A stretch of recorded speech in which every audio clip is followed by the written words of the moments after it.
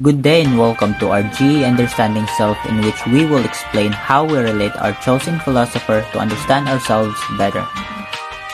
For us, the best philosopher in finding about ourselves is Socrates. By questioning ourselves on who we are, we can find something about ourselves that may help us see a better perspective in life.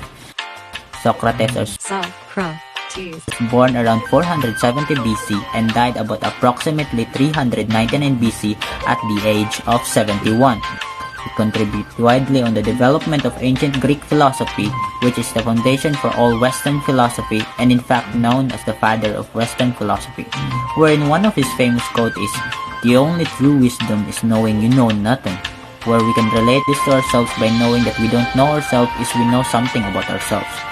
Throughout his life, he is a scholar, a teacher, and a philosopher. Let's proceed to Socrates' philosophy of love. One time, at dinner party, Socrates states that love is the consciousness of a need for a good not yet acquired or possessed. In other words, he states that love is the desire to want things that is pleasing to the eye or give pleasure in oneself.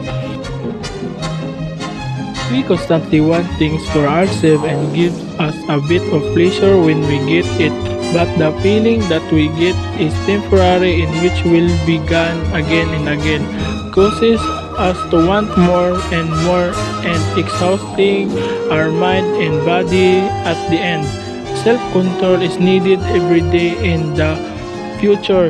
You can probably thank yourself for having the control on not doing things you may regret. We can apply this method on ourselves, in which you try and ask yourself anything and try to answer it yourself. Let's proceed to the creation of Socratic daemonion.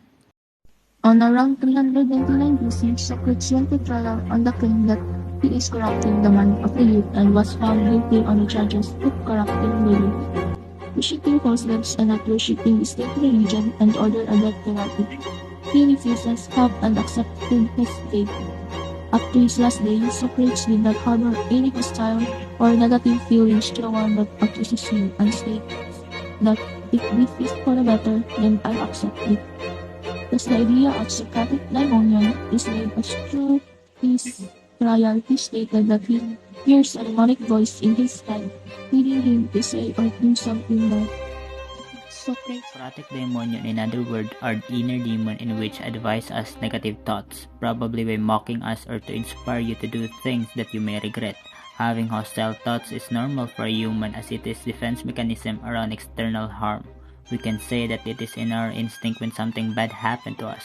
But when we humans have lived long enough to know our action has consequences, and going all out following our instinct is a primitive way to settle things and is not accepted around the new generation society. You are the product of the past. You are far better than the ones in the past. You can control yourself better. You can understand yourself better. You are the new human.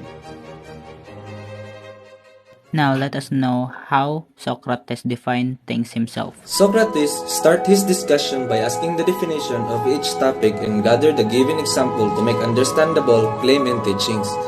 Socrates has his way of defining things to himself, whether it's the exact definition or own made-up thought. He says that things only himself can see. He defines things in his own definition and describe things at what he sees.